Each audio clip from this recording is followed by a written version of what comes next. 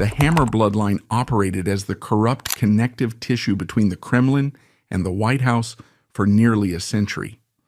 Julius Hammer forged the clan's path in a prison cell, a radical communist doctor locked away after a botched illegal abortion. His son, Armand, scaled that criminal instinct into a geopolitical force, transforming Soviet espionage connections into Occidental Petroleum, a global machine fueled by dirty energy and dictators. The Hammers hid their treason behind a mask of philanthropy. Yet beneath the art collections lay a rotting foundation of bribery and psychological torture. From the back alleys of the Bronx to the burning oil platforms of the North Sea, the Hammer name was bought with silence, only to be dismantled by the very secrets they kept. The birth of a red capitalist, the Hammer dynasty was forged in the radical revolutionary fervor of the Russian Pale of Settlement. Its foundation was built on the ideological fanaticism of the patriarch, Julius Hammer. Born in Odessa in 1874, Julius fled the anti-Semitic pogroms of Tsarist Russia for the United States. When he settled in the Bronx in the 1890s, he did not leave the revolution behind. He weaponized it. Julius was a man of terrifying energy and intellect. He put himself through medical school at Columbia University, becoming a gynecologist and a pharmaceutical entrepreneur. By day, he ran a successful chain of drugstores called Allied Drug and Chemical. By night, he was a dedicated card-carrying member of the Socialist Labor Party. He named his first son, born in New York in 1898, Armand, a name widely rumored to be a homage to the arm and hammer, symbol of the socialist labor movement, though the family would later vehemently deny this, claiming it was inspired by the character Armand in Camille. From the very beginning, the Hammers lived a dangerous double life. They were wealthy, bourgeois Americans, living in a mansion and being chauffeured through the streets of New York, yet they were intimately involved in the financing of the Bolshevik Revolution. Julius was not just a sympathizer, he was a key financial conduit. When the U.S. government cracked down on radicalism during the first Red Scare of 1919, the official Soviet diplomatic mission in New York was expelled. Julius Hammer stepped into the void, becoming the de facto ambassador for the new Soviet state. He used his pharmaceutical business, Allied Drug, to launder funds and procure medical supplies and chemicals, to send back to the motherland, effectively running a sanctions-busting operation from a drugstore in the Bronx. But in 1919, the family's precarious balance of capitalism and communism collapsed due to a sordid domestic tragedy. A woman named Marie Oganesov, the wife of a former Tsarist diplomat, came to Julius Hammer seeking an abortion. At the time, the procedure was strictly illegal. Julius performed the operation in his home office. Oganesov developed a severe infection and died days later. The death was a sensation. Julius Hammer was arrested, charged with first-degree manslaughter, and sentenced to 3 to 12 years in Sing Sing prison. The patriarch was removed from the board, creating an immediate crisis for the dynasty. The family business was leaderless, and the Soviet contacts were waiting. Into this vacuum stepped the 21-year-old Armand Hammer. Armand was a medical student at Columbia at the time, brilliant but ruthless. With his father in a prison cell, he took control of Allied Drug. But he realized that the family's future lay not in the competitive markets of New York, but in the chaos of Moscow. In 1921, newly graduated as a doctor, but having never practiced medicine, Armand decided to go to Russia. He framed the trip as a humanitarian medical mission to help the famine-stricken Soviet Union, purchasing a surplus U.S. Army field hospital to take with him. His true mission, however, was commercial. He went to collect the debts owed to his father and to secure the family's position with the new regime. He arrived in a Russia that was devastated by civil war, disease, and famine. The economy had collapsed. But where others saw misery, Armand Hammer saw a captive market with zero competition. He traveled to the Ural Mountains, ostensibly to inspect the medical situation. What he found was a landscape rich in resources, but starving for food. He saw mountains of furs, hides, and caviar sitting in warehouses, worthless because the Soviets had no way to sell them to the West. Meanwhile, the people were eating bark and clay. Armand sent a cable to his brother in New York. He proposed a massive barter deal. He would arrange for a shipment of 1 million bushels of American wheat to feed the starving Russians. In exchange, the Soviets would pay him in furs and caviar. The deal caught the attention of the highest power in the land. In October 1921, Armand Hammer was summoned to the Kremlin for a private audience with Vladimir Lenin. This meeting is the foundational myth of the Hammer Empire. Lenin, the leader of the World Revolution, was desperate. He realized that pure communism was failing to feed his people and that he needed Western capital to jumpstart the economy, the new economic policy. He saw in the young Russian-speaking American doctor a useful tool, a pathbreaker who could convince other American capitalists that it was safe to do business with the Reds. "We do not need doctors," Lenin famously told the 23-year-old Armand. "We need businessmen." Lenin offered Armand a deal that no other Westerner could get. He granted him a concession to operate an asbestos mine in the Ural Mountains, the first foreign concession in Soviet history. He promised Armand personal protection and a monopoly. In that moment, Armand Hammer ceased to be a doctor. He became the chosen capitalist of the Kremlin, the bridge between Wall Street and the Politburo. For the next 9 years, 1921 to 1930, Armand Hammer lived in Moscow, like a prince of the proletariat. He moved into a lavish mansion known as the Brown House, staffed by servants and filled with antiques. He became the primary fixer for every major American company trying to enter the Soviet market, including Ford Motor Company. He took a commission on everything, but his most lucrative venture was the A. Hammer Pencil Company. Armand noticed that the Soviet bureaucracy was expanding rapidly, but the country couldn't produce decent writing instruments. He imported German technology and American graphite, setting up a factory in Moscow. Within a year, he was producing millions of pencils, supplying the entire Soviet Union. It was a perfect cynical operation. The Hammers were teaching the Soviets how to read, write, and sign death warrants using American manufacturing, while the profits were funneled into secret Swiss bank accounts. However, the true wealth of the Hammer dynasty during this period came from a darker source, the looting of the Romanovs. The Bolsheviks had seized the palaces of the Tsar and the Russian aristocracy, which were filled with priceless treasures: Fabergé eggs, icons, tapestries, silverware, and paintings by old masters. But the Soviets had no way to monetize this loot. They were pariahs in the Western art world. Lenin and his successors needed hard currency to buy industrial machinery.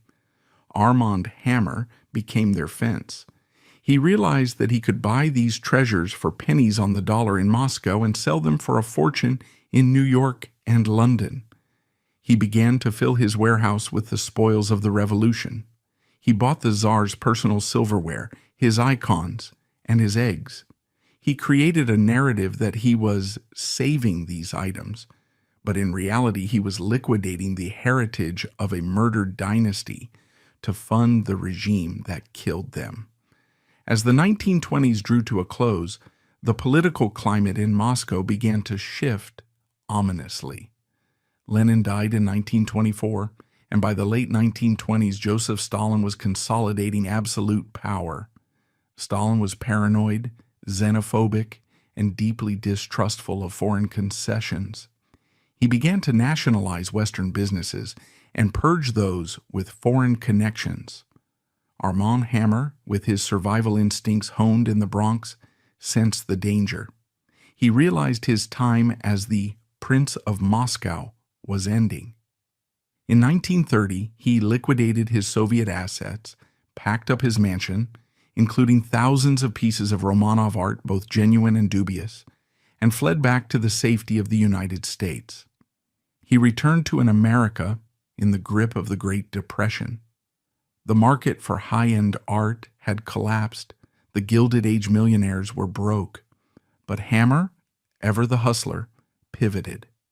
He launched a traveling circus of Romanov wealth, selling his crown jewels not at Christie's, but in the aisles of department stores like Lord and Taylor and Gimbel's across the Midwest. He pitched the treasures of the murdered czar to middle-class housewives, selling them a piece of royal tragedy for a few $100s. It was a brilliant commercial success, but it masked a darker reality.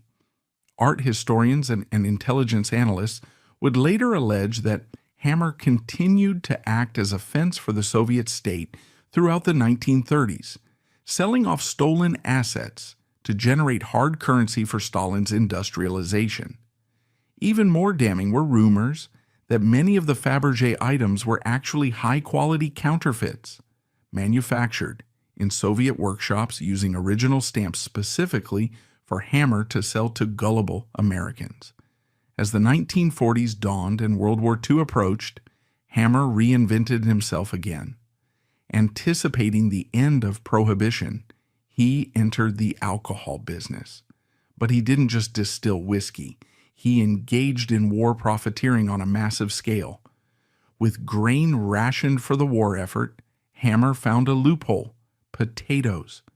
He bought millions of pounds of surplus, rotting potatoes from the government, and distilled them into commercial alcohol, blending it with whiskey stocks he had bought at fire sale prices.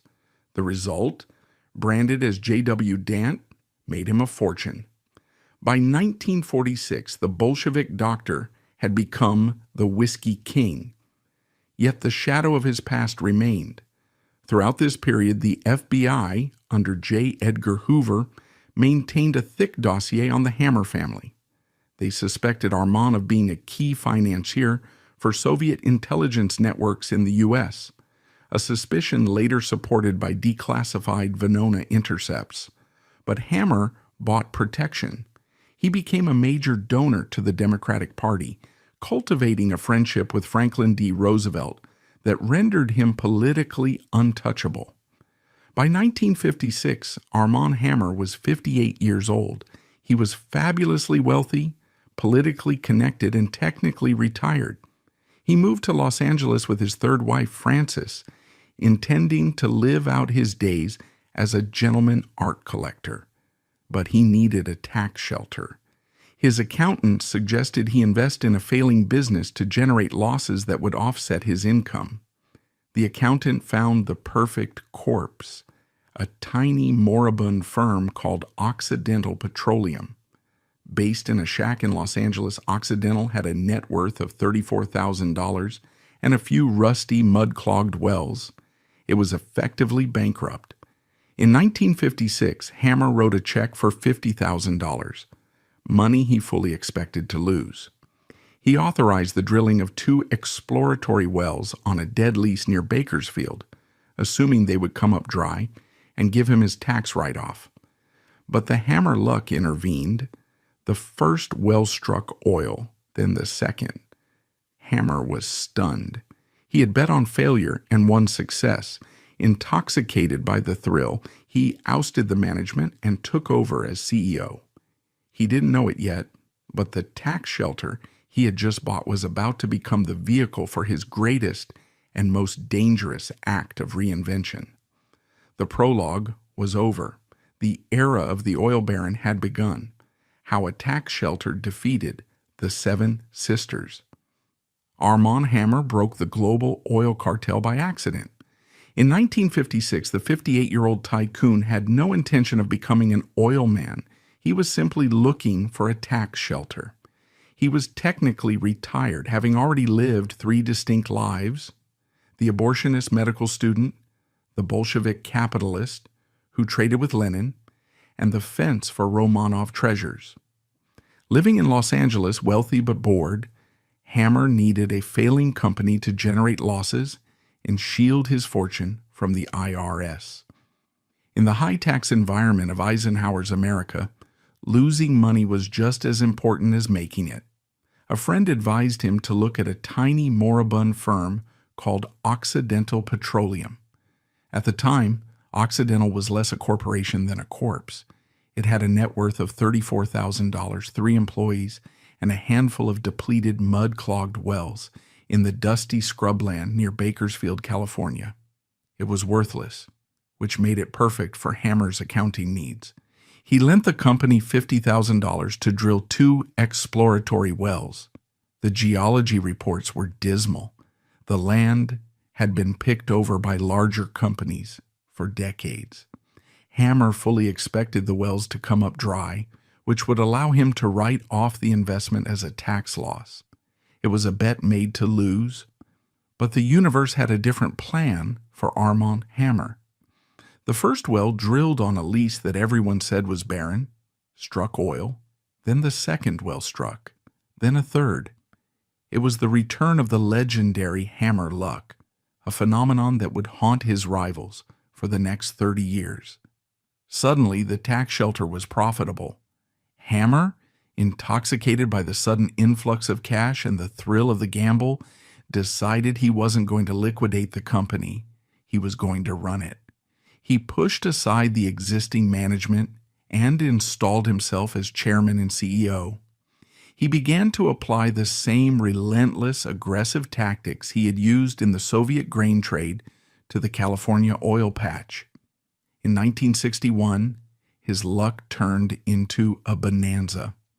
Occidental drilled in the Lathrop Field near San Francisco and discovered one of the largest natural gas deposits in California history.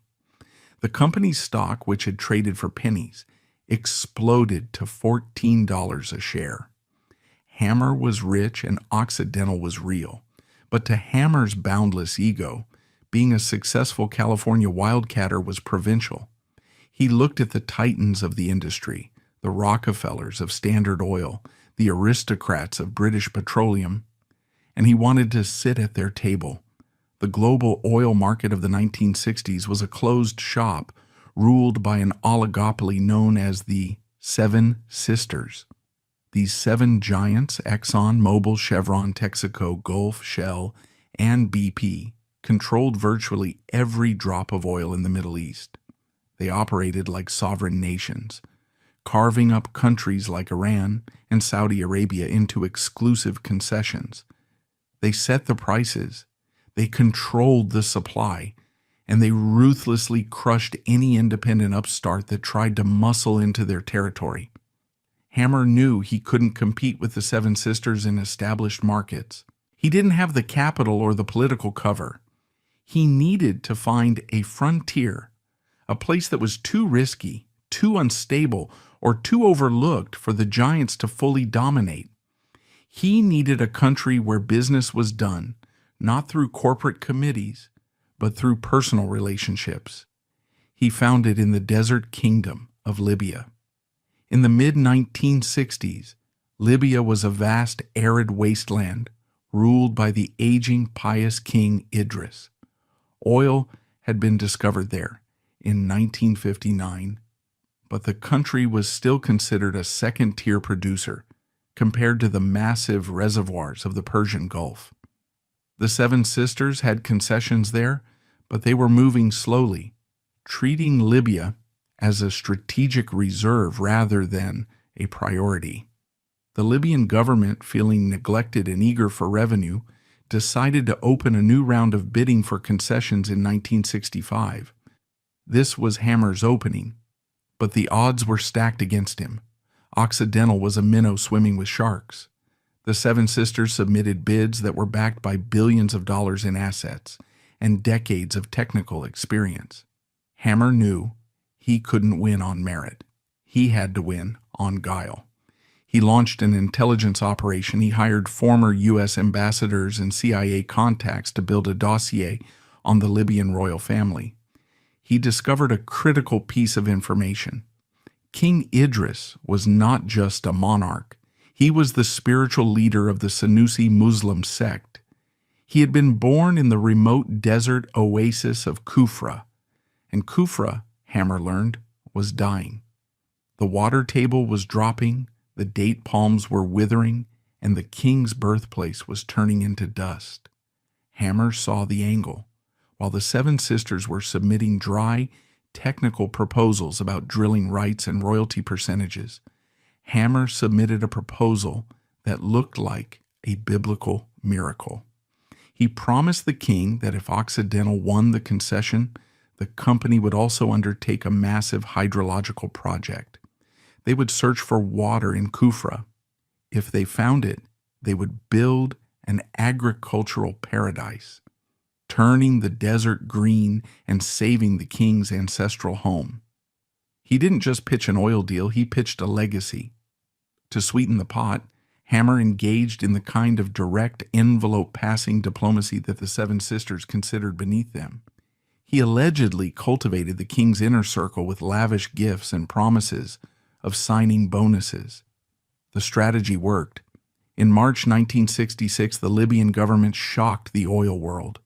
They rejected the bids of several major companies and awarded concessions 100, 2 and 103, two vast blocks of desert in the Sirte Basin, to the tiny, unknown Occidental Petroleum.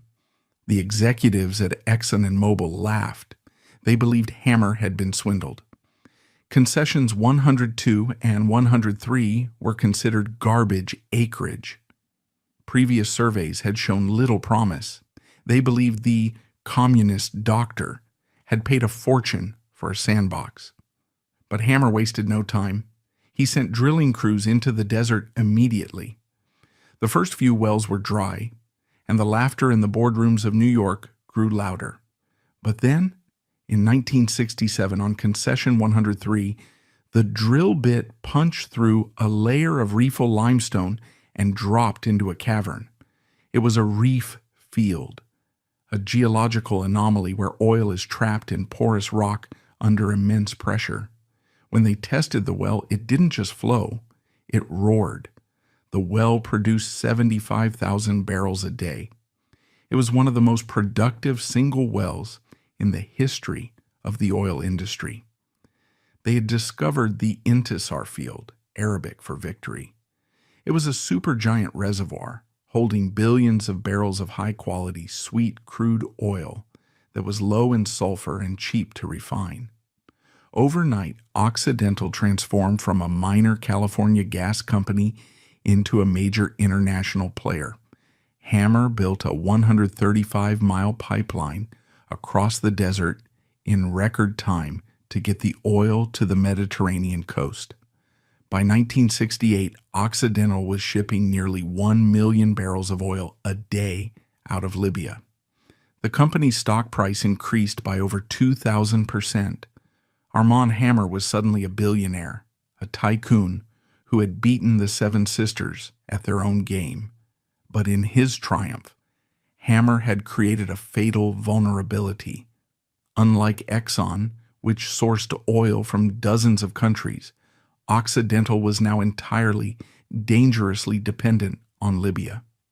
90% of the company's crude oil and nearly all of its profit came from the good graces of King Idris.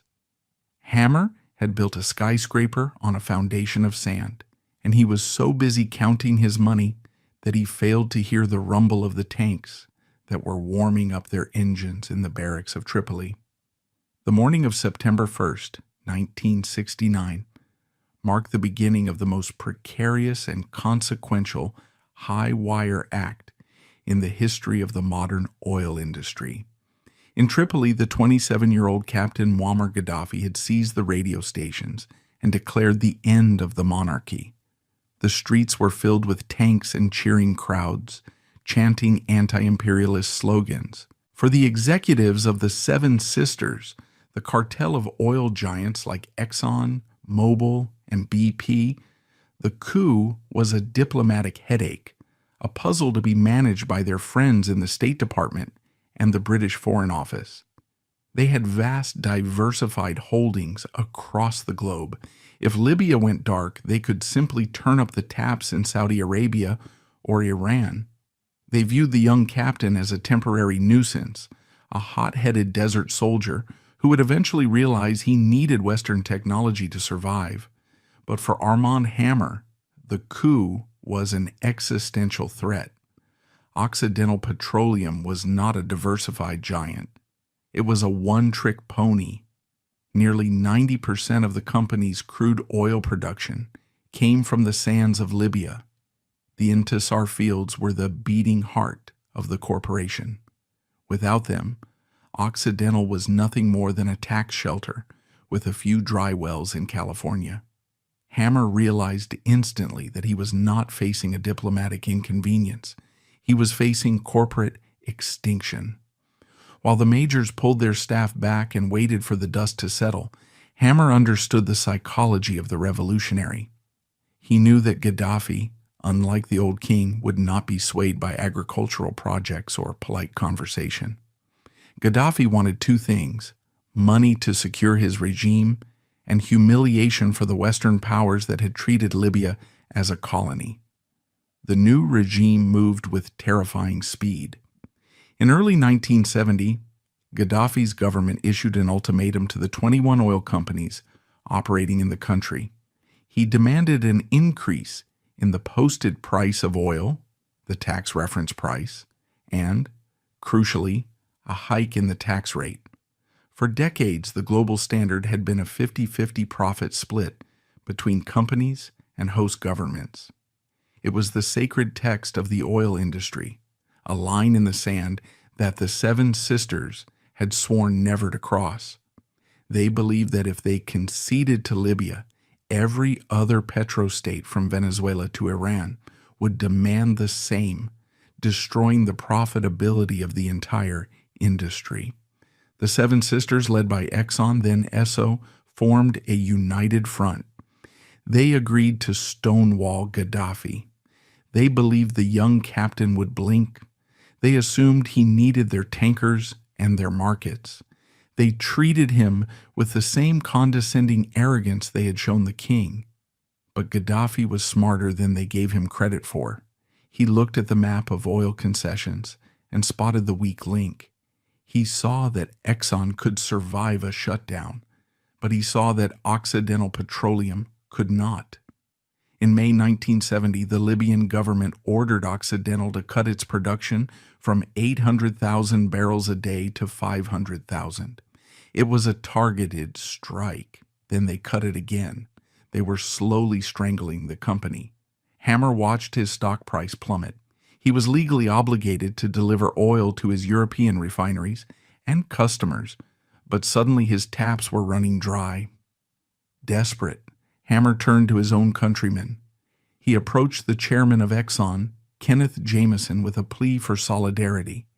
He asked Exxon to sell him replacement oil at cost, essentially a lifeline to help Occidental fulfill its contracts, while they stood united against Gaddafi's demands. It was a test of the industry's united front. Exxon refused. The executives at the Seven Sisters despised Armand Hammer. They viewed him as a briber, a Soviet sympathizer, and a reckless upstart who had stolen their oil in Libya.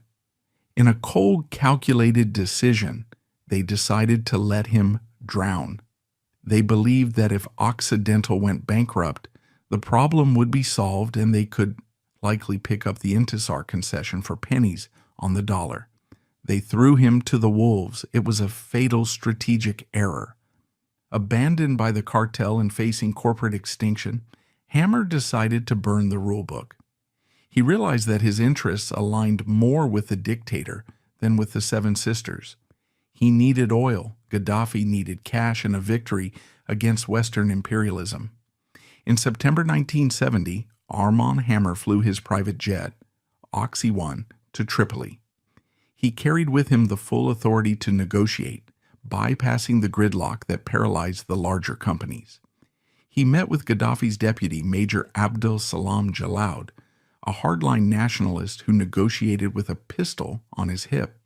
Hammer put a deal on the table that shattered the colonial order of the oil world. He agreed to everything the Libyans wanted. He agreed to raise the posted price of oil by 30 cents a barrel, a massive hike at the time.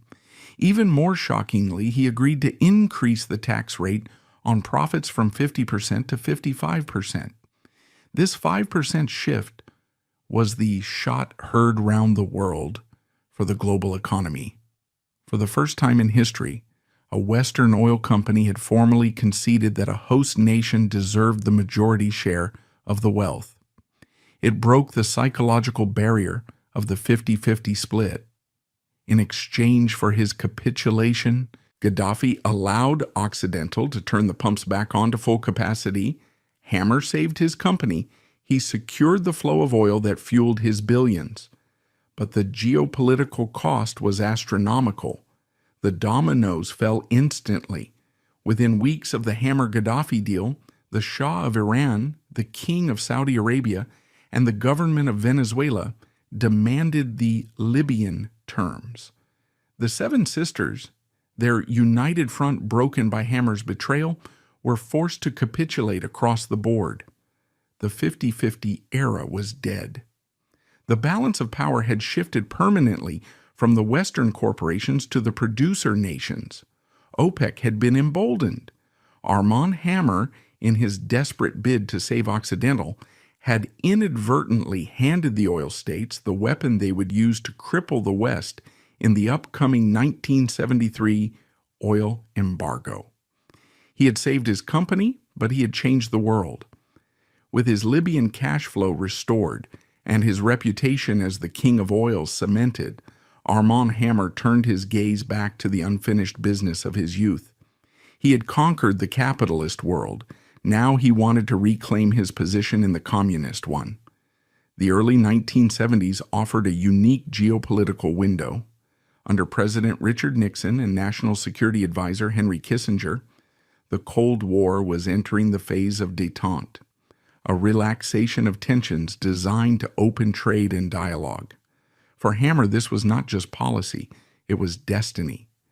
He saw a chance to be the bridge between Washington and Moscow once again, leveraging his personal history with Lenin to secure deals that no other American CEO could touch. In 1971, Hammer flew to Moscow for the first time since he had fled Stalin's purges in 1930.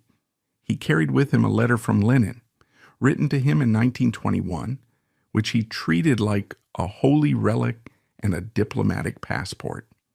He requested a meeting with Leonid Brezhnev, the General Secretary of the Communist Party. The Soviet leadership was charmed. To the gray men of the Politburo, Hammer was a living link to the Bolshevik Revolution, a friend of Lenin, who had become a billionaire in the West but never forgot his roots. Brezhnev granted him unprecedented access. He gave Hammer a luxury apartment in Moscow, a VIP pass to bypass customs at Sheremetyevo Airport, and a direct line to the Kremlin. Hammer proposed a deal that was staggering in its scale and complexity, a project he dubbed the fertilizer deal. The Soviet Union was suffering from chronic agricultural failure. Their collective farms were inefficient, and they desperately needed fertilizer to feed their people. Hammer proposed that Occidental Petroleum would build massive chemical plants in the USSR to produce ammonia, a key ingredient in fertilizer. In exchange, the Soviets would ship the ammonia to the United States to be sold by Occidental. To balance the trade, Occidental would mine massive amounts of phosphate in Florida, a resource the Soviets lacked, and ship it to Russia as superphosphoric acid. It was a 20-year barter agreement valued at $20 billion. It was the largest trade deal in the history of U.S.-Soviet relations, a project so vast it required the construction of new ports and fleets of specialized tankers. But to pull it off, Hammer needed more than just Brezhnev's handshake. He needed the United States government. He needed export licenses for the sensitive chemical technology, which the Pentagon feared could be used for weapons. More critically, he needed financing. The Soviets didn't have the cash to pay for the plants up front.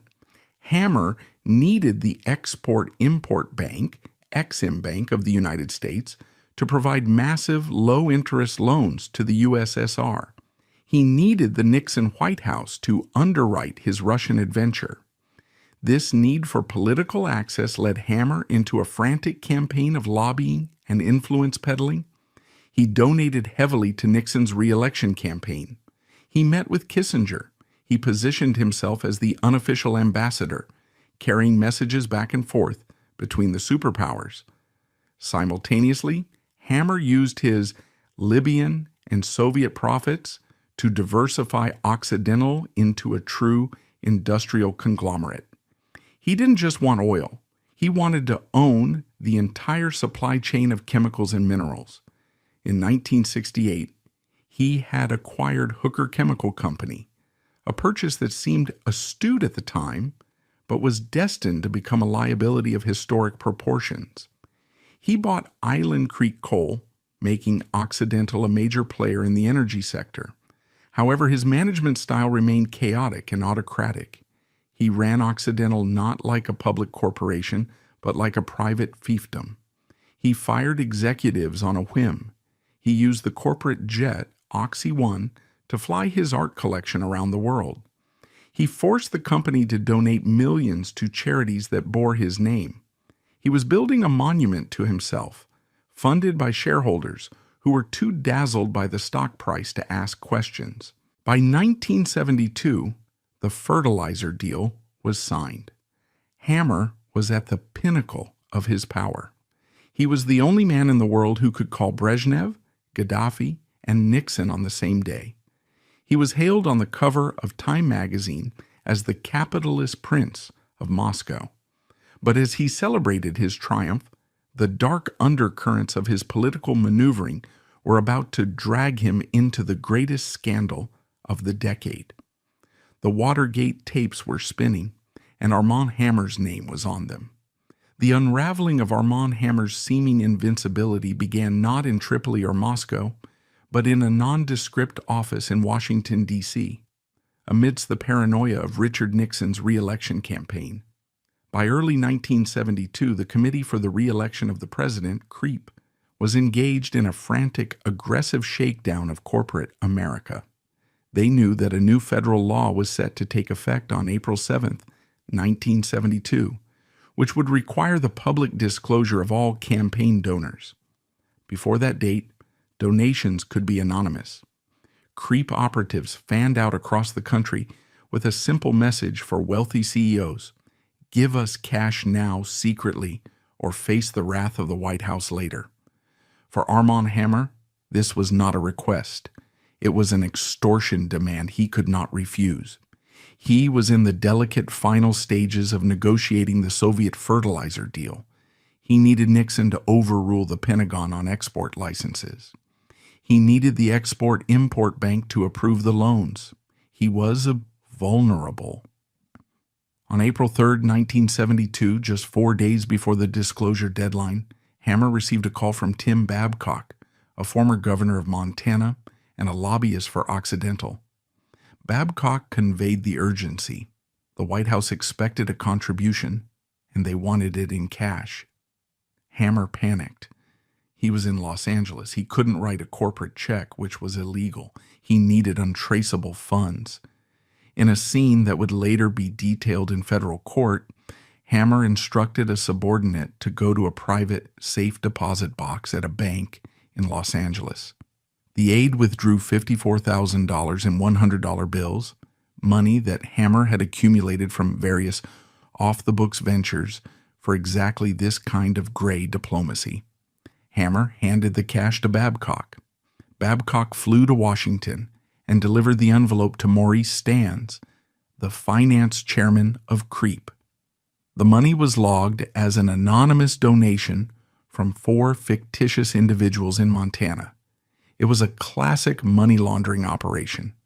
At the time, Hammer viewed it as a triumphant stroke of business. Nixon won the election in a landslide. The Soviet deal was signed. Hammer was the king of East-West trade, but he had left a paper trail. When the Watergate scandal broke open in 1973 and 1974, the Special Prosecutor's Office began to dissect the finances of the Nixon campaign. They found the Montana donations. They squeezed Tim Babcock. Facing prison time, Babcock flipped. He told the prosecutors the truth. The money came from Armand Hammer. In 1975, the Department of Justice indicted Armand Hammer on federal charges of making illegal campaign contributions and obstruction of justice. For the first time in his life, Hammer was facing a situation he could not bribe his way out of. He was 77 years old. A prison sentence, even a short one, would destroy his reputation, collapse his control over Occidental's board, and likely end his life. He was terrified. But Armand Hammer was a survivor. He decided to fight the charges not with facts. He was clearly guilty, but with biology.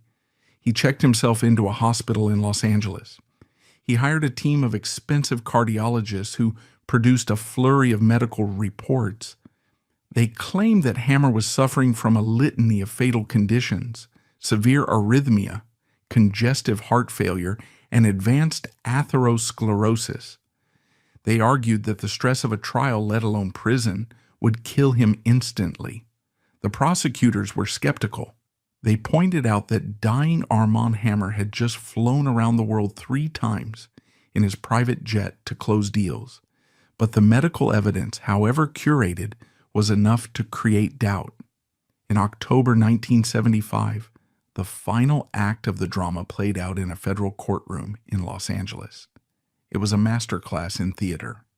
Armand Hammer did not walk into court. He was wheeled in.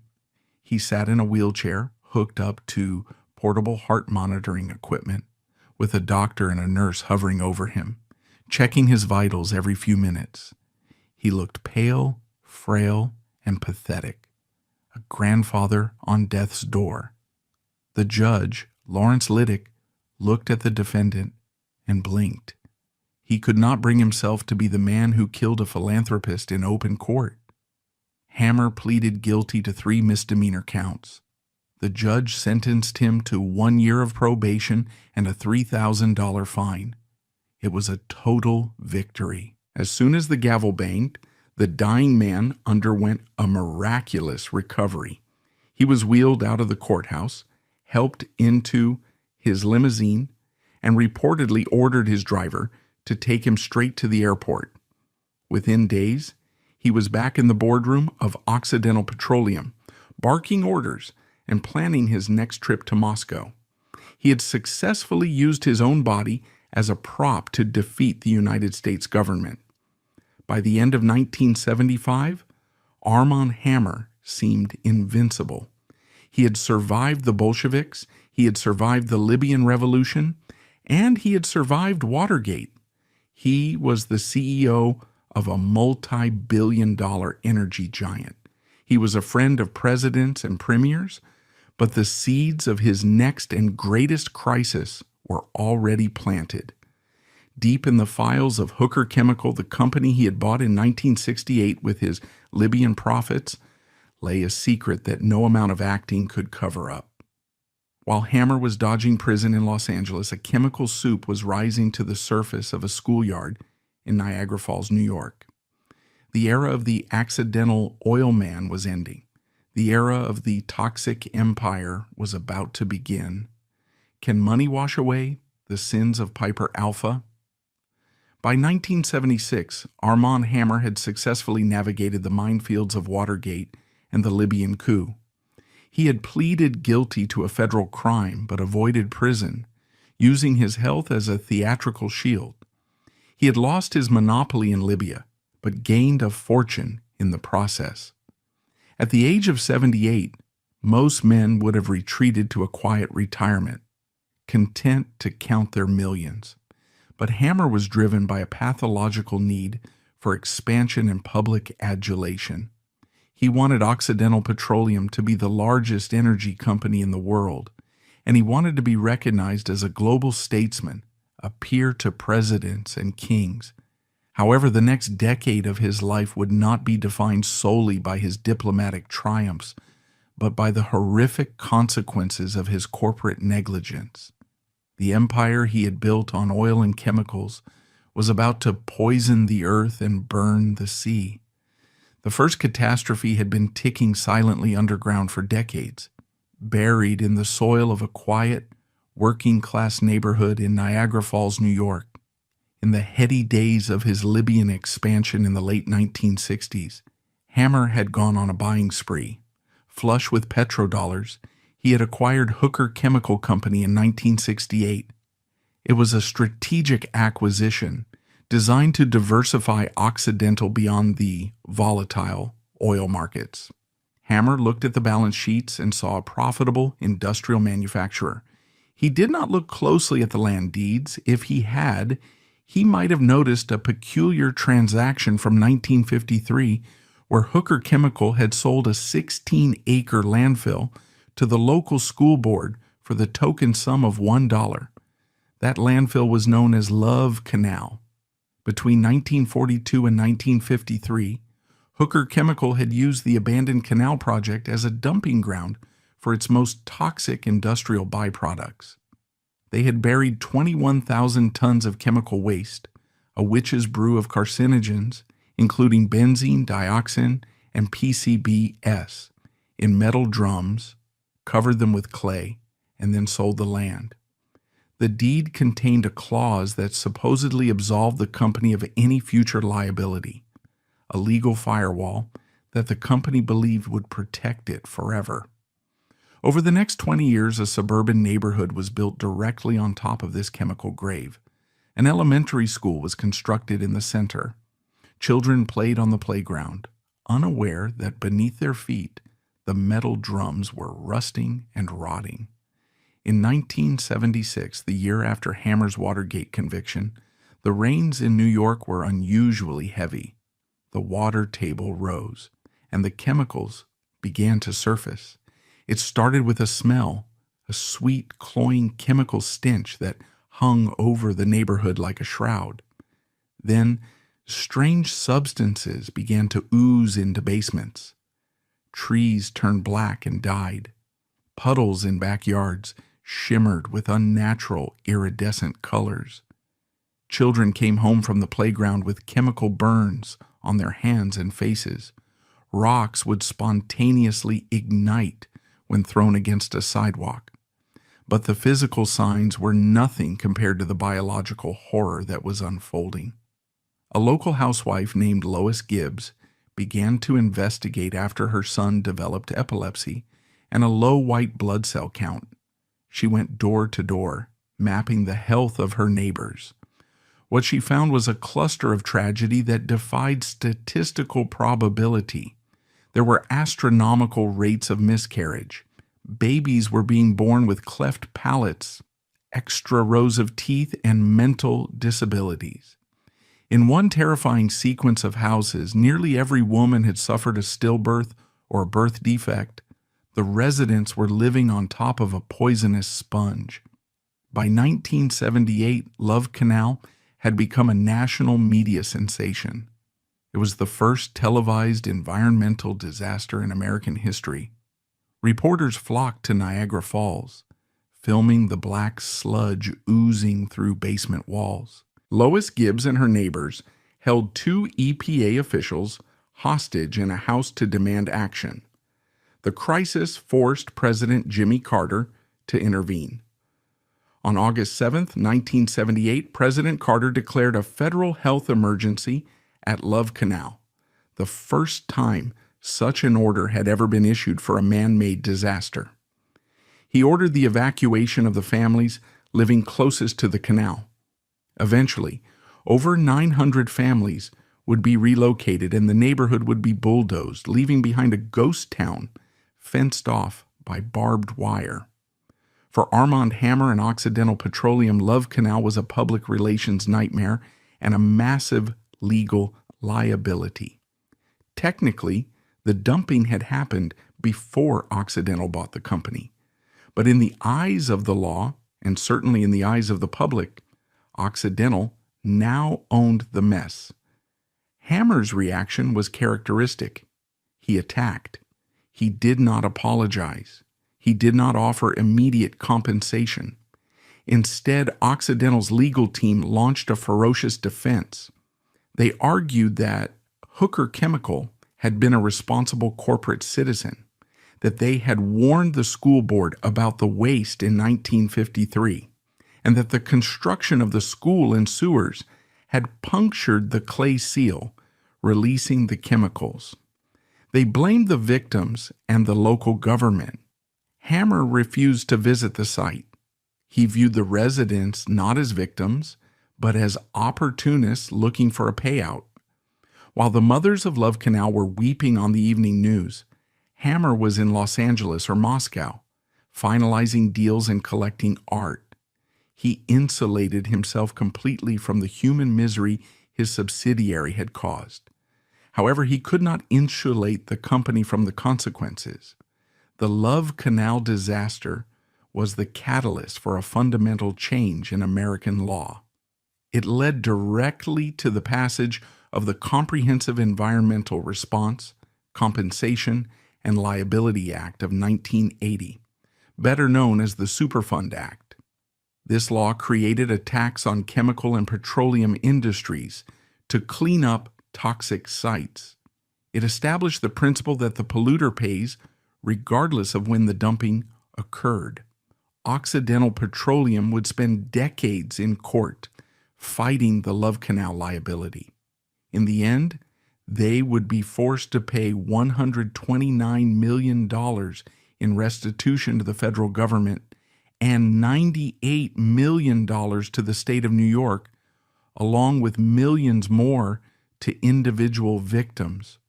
But in the late 1970s, Hammer was adamant, not a cent for the people of Niagara Falls. He treated the poisoning of an American town as a bothersome litigation issue, a line item on a balance sheet to be managed by lawyers. As the 1970s closed, Hammer's reputation was split. To the business world, he was a genius who had survived Libya. To the environmental movement, he was a villain who presided over the poisoning of children. But Hammer didn't care about the opinions of housewives in New York. He cared about the opinions of history. He was entering his 80s, and he could feel time slipping away. He needed a legacy that would overshadow the scandals. He needed a prize that money couldn't buy, but which he was determined to purchase anyway, the Nobel Peace Prize. As the 1980s dawned, Armand Hammer entered his 9th decade of life with a vitality that seemed almost supernatural. While Occidental lawyers battled the victims of Love Canal in court, Hammer embarked on a frantic global campaign to rewrite his own biography. He knew that his obituary, as it stood, would be dominated by Watergate, illegal campaign contributions, and toxic waste. This was unacceptable to a man with an ego the size of the oil fields he drilled. He decided that if he could not erase his past, he would simply outspend it. He launched what can only be described as checkbook diplomacy on a planetary scale, with a singular, obsessive goal to win the Nobel Peace Prize. Hammer's strategy was to position himself not as an oil tycoon, but as a Renaissance man, a patron of the arts and a global peacemaker who operated above the fray of the Cold War. In December 1980, he made a purchase that stunned the cultural world. The Earl of Leicester, in need of cash, put a rare manuscript up for auction, the Codex Leicester, a 72-page notebook of scientific writings and sketches by Leonardo da Vinci. It was one of the most precious documents in human history. Museums around the world scrambled to buy it, but they could not compete with the petrodollars of Occidental Petroleum. Hammer bought the manuscript for $5.12 million, the highest price ever paid for a manuscript at that time. But he did not donate it to a museum or keep it in the Lester family name. In an act of supreme narcissism, he renamed it the Codex Hammer. He erased Leonardo's patron and inserted himself.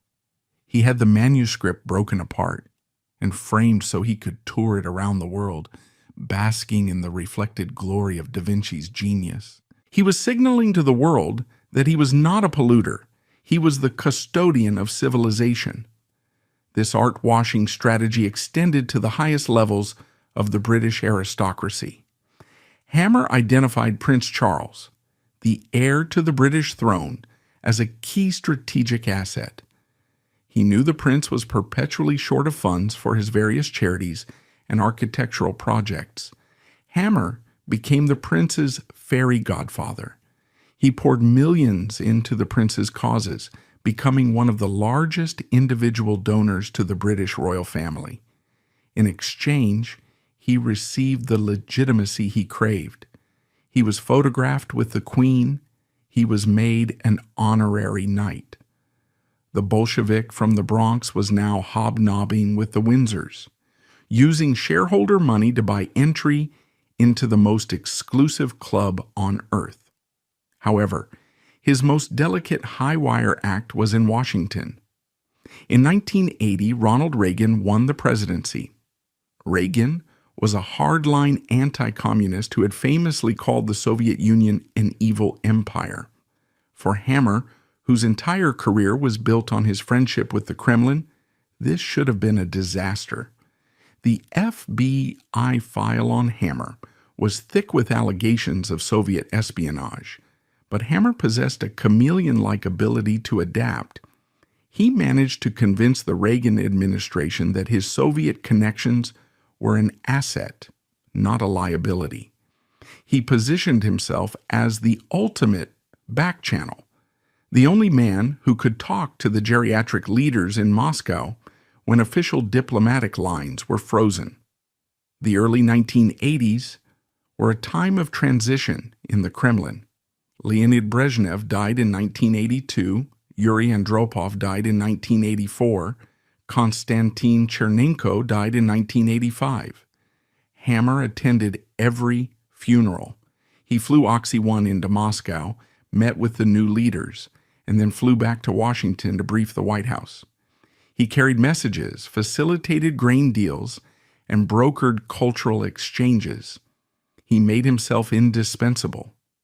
Reagan, despite his ideological rigidity, was pragmatic enough to use Hammer.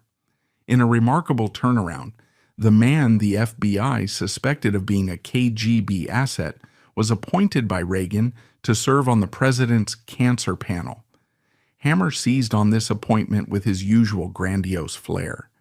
He announced to the world that he would personally fund the cure for cancer. He promised, with zero scientific basis, that a cure would be found by his 90th birthday. He forced Occidental to pour millions into cancer research, demanding impossible timelines from scientists. It was another facet of his legacy building. He wanted to be remembered not just as a peacemaker, but as a healer, the doctor who saved humanity from its deadliest disease. Yet, behind the glitz of the galas and the diplomatic shuttles, the toxic empire was expanding its footprint. Occidental Petroleum was growing aggressively, often by cutting corners on safety to maximize profit. The company had moved heavily into the North Sea, acquiring oil platforms in the rough, dangerous waters off the coast of Scotland. In the boardroom, Hammer's autocracy was becoming erratic. He was in his mid-80s, but he refused to groom a successor. He fired executives who showed too much competence or independence. He treated the company's treasury as his personal piggy bank, using corporate funds to pay for his biographies, his travel, and his vanity projects. His own family was not spared. His son, Julian Hammer, was kept on a short leash, dependent on an allowance and marginalized from the business. His granddaughter, Casey Hammer, watched as her grandfather spent what should have been her inheritance on buying medals and honorary degrees for himself. The family was terrified of him. He controlled them with money and fear, threatening to cut them off if they stepped out of line. He was creating a hollowed-out dynasty, rich in assets but bankrupt in trust. By 1985, Armand Hammer seemed to have achieved the impossible. He had survived the stigma of Love Canal. He had charmed the Reagan White House. He owned Da Vinci's notebook. He was effectively the shadow Secretary of State for U.S.-Soviet relations. But physics and probability were catching up with his empire.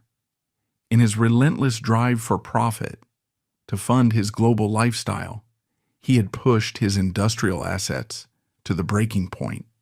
In the frozen plains of Ukraine and the cold waters of the North Sea, two catastrophes were waiting to happen. One would involve a nuclear reactor, and the other would involve an oil rig. Both would expose the hollowness of Hammer's promises, and one would result in the deadliest offshore oil disaster in the history of the world. The peacemaker was about to be confronted with a level of violence and destruction that no amount of checkbook diplomacy could fix. The year 1986 offered Armand Hammer precisely the kind of geopolitical catastrophe he thrived upon. In April, the number 4 reactor at the Chernobyl nuclear power plant in Ukraine exploded, releasing a plume of radioactive material that terrified the world. While Western governments scrambled to assess the fallout, Hammer saw an opportunity for the ultimate public relations coup. He immediately picked up the phone and called the Kremlin. He didn't just offer condolences, he offered a solution. Using his personal fortune and his role as the chairman of the president's cancer panel, he dispatched a team of elite American bone marrow specialists, led by Dr. Robert Gale, to Moscow to treat the radiation victims. It was a masterstroke of medical diplomacy. At the height of the Cold War, with tensions still simmering, an American capitalist was saving Soviet lives.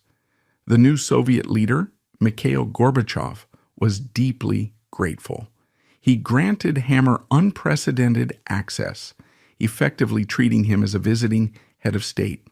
Hammer used this goodwill to secure new chemical contracts for Occidental and to position himself as the primary intermediary for the coming arms control talks between Reagan and Gorbachev.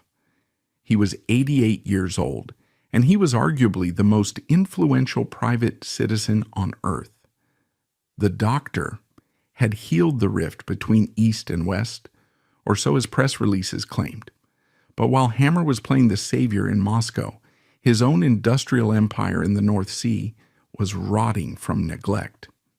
Occidental Petroleum had entered the British North Sea oil boom in the early 1970s, acquiring the Piper oil field. At the center of this field stood Piper Alpha, a monstrous offshore platform located 120 miles off the coast of Aberdeen, Scotland.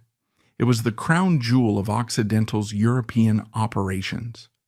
By 1988, Piper Alpha was a colossal money-printing machine, pumping over 300,000 barrels of crude oil a day, roughly 10% of the entire United Kingdom's oil production.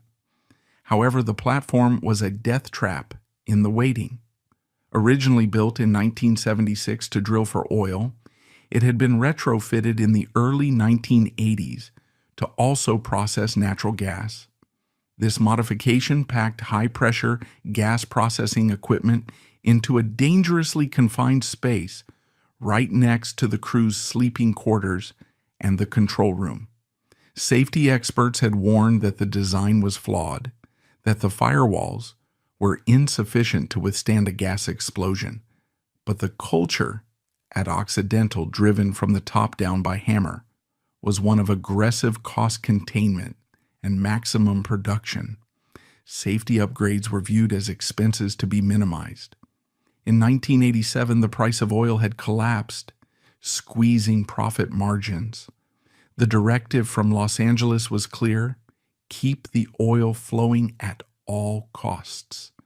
Maintenance was often deferred or conducted while the platform remained live and pumping, a dangerous practice known as simultaneous operations. On the night of July 6, 1988, that philosophy of profit over safety collided with the laws of physics. At approximately 9:55 p.m., a condensate pump on the platform's lower deck tripped. The night crew, attempting to restart operations, unaware that a critical safety valve had been removed for maintenance by the day shift, activated a backup pump. The missing valve had been replaced by a blind flange, a flat metal disc, which was not hand-tightened sufficiently to withstand the immense pressure. Gas leaked out. It found an ignition source, and then hell opened up in the middle of the North Sea. The initial explosion ripped through the B module of the platform. It was violent, but it was theoretically survivable. However, the blast destroyed the firewall, separating the gas processing unit from the oil storage. A massive oil fire erupted, sending a column of thick, choking black smoke up into the accommodation block, where hundreds of men were off shift, sleeping or relaxing in the cinema. The control room, the nerve center of the platform, was destroyed instantly. The rig manager was killed. The emergency shutdown systems failed. The crew was leaderless, trapped in the dark, choking on smoke with no alarms sounding and no instructions.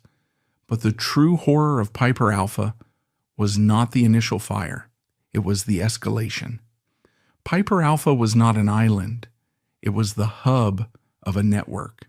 It was connected by massive underwater pipelines to two other platforms, Tartan and Claymore, operated by Texaco and Occidental, respectively. These pipelines were pressurized with gas and oil. When the fire started on Piper Alpha, the managers on the Tartan and Claymore platforms saw the flames on the horizon. Logic and safety protocols dictated that they should immediately shut down their pumps to stop feeding fuel to the fire. But they didn't. They hesitated. They were terrified of the cost. Shutting down the pipeline would mean stopping production across the entire field, costing millions of dollars an hour. They didn't have the authority to make that call. They tried to radio their headquarters on shore for permission, but the lines were jammed or the executives were unreachable. So they kept pumping. For over an hour, the Tartan and Claymore platforms continued to pump oil and gas directly into the inferno on Piper Alpha. The fire, fed by this pressurized fuel, grew to an unimaginable intensity. It melted the steel structure of the rig. The helideck, where men were waiting for rescue, collapsed into the sea. The accommodation block, filled with trapped workers, slid into the boiling ocean. It was a man-made volcano, fueled by corporate indecision. By the time the pipelines were finally shut off, it was too late. Of the 226 men on board Piper Alpha that night, 165 died. 2 rescuers also perished, bringing the death toll to 167. Most did not die from the flames.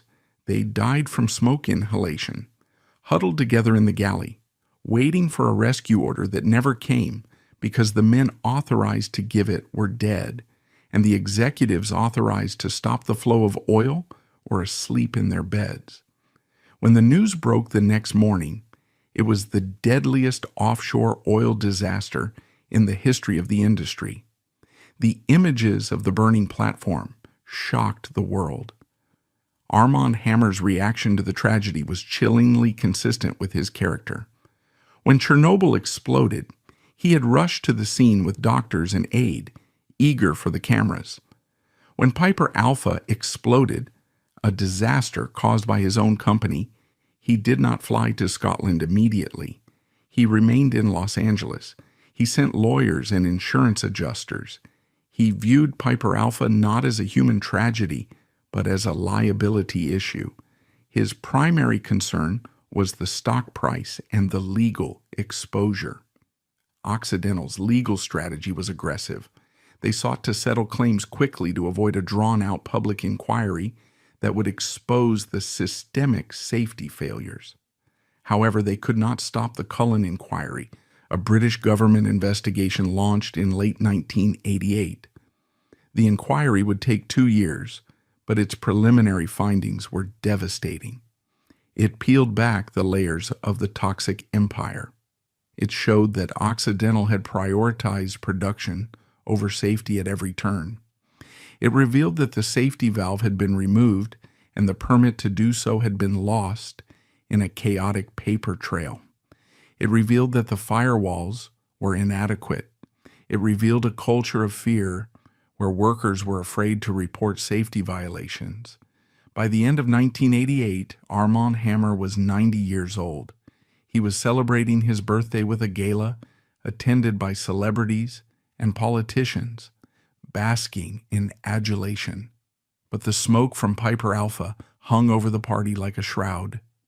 As the lawsuits mounted, Hammer turned his back on the burning oil platforms to fight one last war, not against nature, but against his own shareholders and his own wife, stealing a wife's fortune to build a tombstone for himself. As the year 1989 dawned, the sun was beginning to set on the American century. But inside the hermetically sealed world of Occidental Petroleum, the cult of personality surrounding Armand Hammer was reaching a fever pitch of delusion and excess. At 90 years old, Hammer was physically frail, his body kept alive by a daily regimen of swimming, blood transfusions, and experimental treatments, yet his appetite for self-aggrandizement remained insatiable.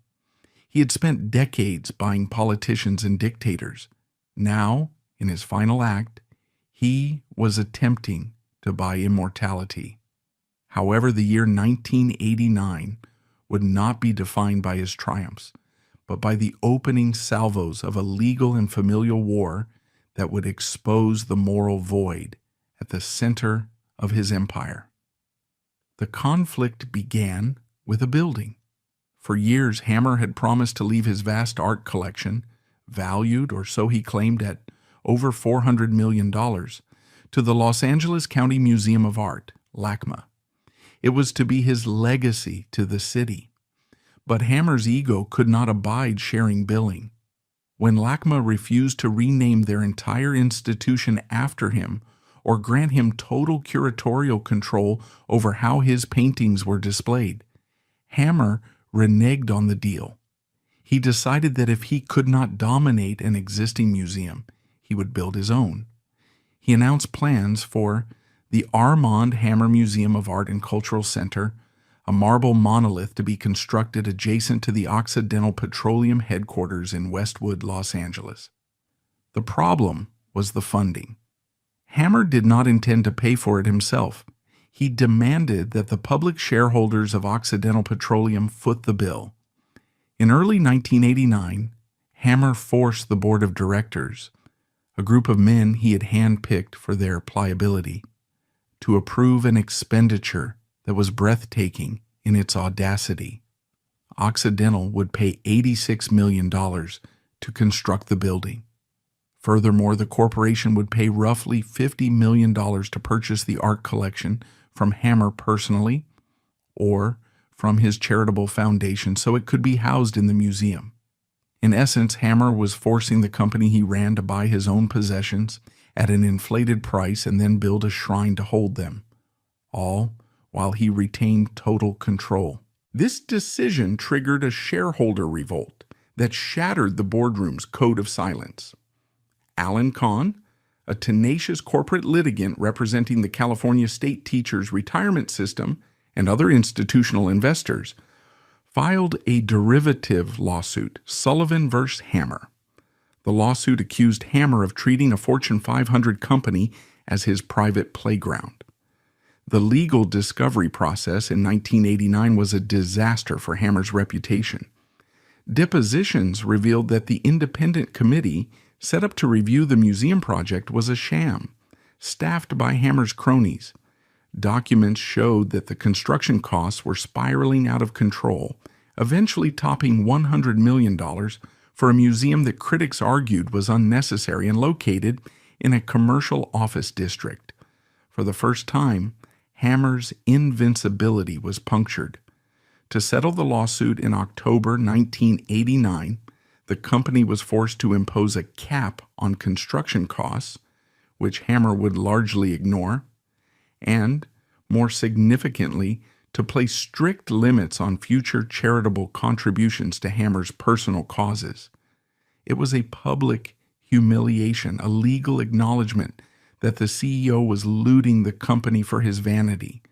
But while Hammer was fighting his shareholders in the boardroom, he was waging a far darker, more intimate war in his own bedroom. His wife, Frances Hammer, was the financial bedrock of his life. A wealthy widow when he married her in 1956, it was her fortune that had provided the seed capital for his initial investment in Occidental. For 30 years, she had stood by his side, tolerating his travel, his ego, and his parade of mistresses. But by 1989, Frances was 87 years old, frail and bedridden. She was dying. Armand Hammer saw her impending death not as a tragedy, but as a financial crisis. Frances had a will. In it, she had left a significant portion of her massive personal estate, worth tens of millions of dollars, to her own family, specifically her niece Joan Weiss. She intended for her money to return to her bloodline, not to be swallowed by the Hammer ambition. Hammer could not allow this. He needed her money. He needed it to pay off the debts he had secretly accrued buying art and funding his globetrotting diplomacy. He needed it to secure the endowment for his museum. Throughout the spring and summer of 1989, while Frances lay in a medicated haze in their Westwood penthouse, Armand orchestrated what his own family would later describe as grand larceny. He isolated her. He fired her longtime lawyers and accountants, replacing them with his own loyalists. He restricted access to her niece, Joan Weiss. Then he produced a series of documents. These were waivers and community property agreements. The documents effectively transferred ownership of Frances's separate property, her stocks, her bonds, her art, into joint accounts controlled by Armand. The signing of these documents remains one of the most contentious moments in the family history. Frances was heavily medicated, suffering from a broken hip and cognitive decline.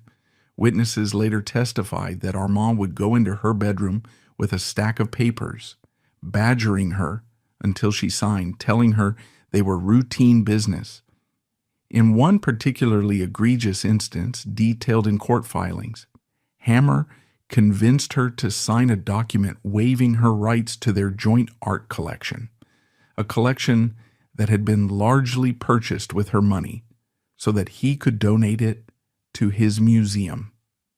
Frances Hammer died on December 16, 1989. She died thinking her estate was secure for her niece. She did not know that she was dying almost penniless. Armand had systematically drained her accounts. Within days of her funeral, the truth began to emerge. When Joan Weiss attempted to probate the will, she found the cupboards were bare. The millions were gone, transferred into the Armand Hammer Foundation or Hammer's personal accounts. The death of Frances removed the last human restraint on Armand Hammer. He was now a widower, 91 years old, and in sole possession of a stolen fortune. But he was also a man running out of time, and he knew it. The year 1989 ended with Hammer alone in his penthouse, surrounded by lawyers and sycophants plotting his final year on earth. He had won the money, but he had guaranteed a posthumous war. Joan Weiss was not going to walk away. She hired a team of aggressive litigators and prepared to sue Armand Hammer for fraud, elder abuse and theft. The stage was set for a legal autopsy that would rip the Hammer legend apart, piece by piece. As the year 1990 began, Armand Hammer entered the final frantic 12 months of his life. He was 91 years old, a man physically decaying but fueled by a terrifying, almost maniacal energy. To the outside world, watching him on CNN or reading his press releases, he remained the globe-trotting billionaire, the citizen diplomat who was negotiating peace in the Middle East and promising to cure cancer. But inside the sealed environment of his private jet, Occi-1, and his penthouse in Los Angeles, the reality was a grotesque tragicomedy of desperation, fraud, and cruelty. The emperor was not just naked, he was skinning his own family to keep himself warm. The driving force of his final year was a singular, consuming obsession that had haunted him for decades, but had now reached a fever pitch: the Nobel Peace Prize. Hammer did not just want the prize, he believed he had bought it. For years, he had engaged in a campaign of bribery and influence peddling directed at the Nobel Committee in Oslo that was breathtaking in its crudity. He had commissioned hagiographic biographies of himself, printed in multiple languages and shipped by the crate to Sweden. He had flown committee members and European dignitaries on all expenses-paid trips to Los Angeles and London, wining and dining them with the subtlety of a sledgehammer. He had even allegedly nominated himself, using his vast network of political dependents, senators, princes, and prime ministers, to send letters of recommendation that he had often drafted himself. In early 1990, believing the prize was finally within his grasp for his work on U.S.-Soviet relations and the Chernobyl airlift, Hammer prepared his acceptance speech. He ordered his staff to prepare for the trip to Oslo in December. But as the months wore on, whispers from diplomatic circles suggested that the committee was not as purchasable as a Libyan oil concession. They saw through the charade. They knew about the Watergate conviction. They knew about the Soviet ties. Hammer's reaction to the silence from Oslo was a rage that terrified his subordinates. He doubled down. He began to throw money at any peace initiative he could find, hoping to buy his way back into contention before he died. He pledged hundreds of thousands of dollars to the Carter Center, trying to piggyback on the genuine reputation of former President Jimmy Carter.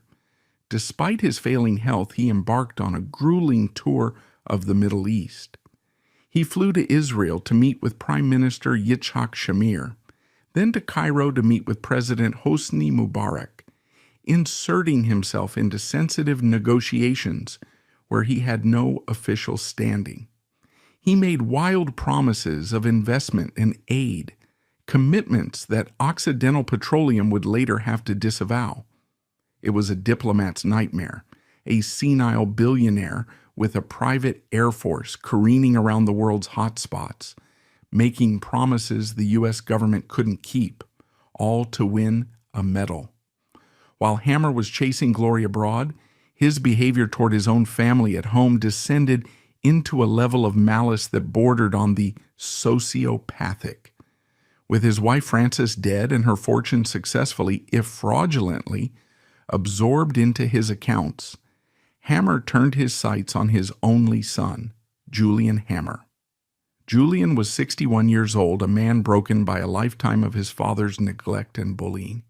He lived in a modest house dependent on a monthly allowance from Armand, struggling with his own demons. He had always been a disappointment to Armand. He wasn't a ruthless businessman. He was a troubled soul. But in 1990, he became something more dangerous to Armand. He became a threat. Armand was terrified that after his death, Julian would try to claim a share of the estate. Under California law, a son could challenge a will, especially one that left him nothing. Furthermore, Julian knew secrets. He knew about the Soviet money. He knew about the mistresses. If Julian spoke to the press or to Joan Weiss's lawyers, he could destroy the museum project. So, on his 92nd birthday in May 1990, Armand Hammer decided to give his son a special gift. He tried to frame him. According to later accounts by Casey Hammer, Julian's daughter, and investigations by biographer Edward J. Epstein, Armand tasked his head of security with finding dirt on Julian that could be used to blackmail him into waiving his inheritance rights. When they couldn't find enough dirt, they manufactured it. There were allegations of planted evidence, solicitation entrapments, and attempts to get Julian arrested on felony charges. It was a Shakespearean level of betrayal. A 92-year-old father sitting on a fortune of stolen money, trying to send his 61-year-old son to prison to protect a museum that hadn't even been built yet. The plot failed to result in a long prison sentence, but it succeeded in terrorizing Julian. He retreated further into silence exactly as his father intended. As the summer of 1990 turned to autumn, Hammer's body began to shut down. He was suffering from severe anemia and bone marrow failure, a condition likely exacerbated by his frantic lifestyle. He required daily blood transfusions. He traveled with a mobile hospital unit and a team of doctors who were on the payroll to keep him upright, yet he refused to stop. In a bizarre attempt to settle his spiritual accounts, or perhaps just to generate another photo op, Hammer decided to have a bar mitzvah. He had never had the ceremony as a child in the Bronx because his father Julius was a staunch atheist communist. In late 1990, at age 92, he stood in a synagogue, wrapped in a prayer shawl, chanting Hebrew. To his supporters, it was a moving return to faith. To his critics, it was one last deal, this time with God, trying to negotiate favorable terms for the afterlife. The final months were a macabre spectacle. He was a dying king surrounded by courtiers who were terrified of him, but also waiting for him to die. His top executives at Occidental, led by Ray Irani, the man Hammer had groomed as a successor but also frequently threatened and humiliated, were quietly preparing for the post-Hammer era. They knew the company's balance sheet was a disaster. Occidental was weighed down by billions in debt from Hammer's bad investments in coal mines, cattle farms, and film production studios. They were sharpening their knives, waiting for the heart monitor to flatline. In November 1990, the Armand Hammer Museum of Art and Cultural Center finally opened in Westwood, Los Angeles. It was a black tie affair, attended by the elite of Hollywood and Washington. Hammer arrived in a wheelchair, his skin papery and translucent, looking like a wax figure of himself. He cut the ribbon on the building that had cost his shareholders over $100 million, and his family their inheritance. He smiled for the cameras, basking in the adulation one last time. He didn't look at the art, he looked at his name carved in giant letters above the door. He had done it. He had built his pyramid. It was his tombstone, and he was there to see it. 2 weeks later, on December 10th, 1990, the inevitable happened. Armand Hammer died in his sleep at his home in Los Angeles. The Nobel Prize he so desperately wanted had been awarded to Mikhail Gorbachev 2 months earlier. Hammer died unmedaled. The official statement from Occidental Petroleum mourned the loss of a giant of the 20th century, a peacemaker, and a philanthropist. The obituaries in the New York Times and the Washington Post were respectful, listing his achievements, his friendship with Lenin, and his oil empire. The President of the United States sent condolences, but the silence lasted less than 24 hours. The moment Armand Hammer stopped breathing, the spell broke, the fear evaporated, and the scavengers moved in. The day after the funeral, the emperor's new clothes were stripped away, revealing the rotting corpse of a fraud that had lasted for 70 years. On the morning of December 11th, 1990, less than 24 hours after Armand Hammer took his last breath, the board of directors of Occidental Petroleum convened in Los Angeles. For 30 years, these men had functioned as Hammer's personal chorus, approving his whims, laughing at his jokes, and authorizing the use of shareholder funds for his vanity projects. But with the tyrant dead, the fear evaporated instantly, replaced by a cold corporate ruthlessness. Ray Irani, the man Hammer had nominally groomed as a successor but frequently humiliated and threatened to fire, seized the gavel. He didn't deliver a eulogy, he ordered a purge. Irani initiated a program of dehammerization that was Soviet in its speed and thoroughness. The goal was to excise the cancer of Hammer's ego from the company's balance sheet.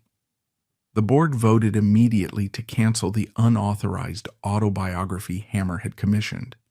They fired the staff of the Armand Hammer Foundation, who had been on the corporate payroll. They ordered the liquidation of Armand Hammer Productions, the film's subsidiary that had produced hagiographic documentaries about the chairman's life. But the most symbolic act of the purge concerned the physical trappings of Hammer's power. For decades, Hammer had treated Occidental not as an energy company, but as a conglomerate of his personal hobbies. He had used corporate funds to build one of the world's largest stables of Arabian horses, a business that lost money but gained him entry into royal circles. Irani ordered the horses sold. He ordered the sale of Oxy 1, the Boeing 727 that had served as Hammer's flying palace, costing the company millions annually in fuel and crew to shuttle Hammer to art openings and galas. Most controversially, Irani moved to sever the company's lifeline to the Armand Hammer Museum. The building in Westwood, which had opened only weeks earlier, was suddenly an orphan. It had been built on the promise of endless corporate support, but Irani cut the cord. Occidental agreed to pay a final, lump sum settlement to divorce itself from the museum entirely. The marble mausoleum, intended to be Hammer's eternal monument, was left teetering on the brink of insolvency, a vanity project with no patron. While the corporate executives were dismantling his business legacy, the lawyers were dissecting his personal life. The reading of Armand Hammer's will was expected to be the unveiling of a pharaoh's treasure. The world believed he was a multi-billionaire.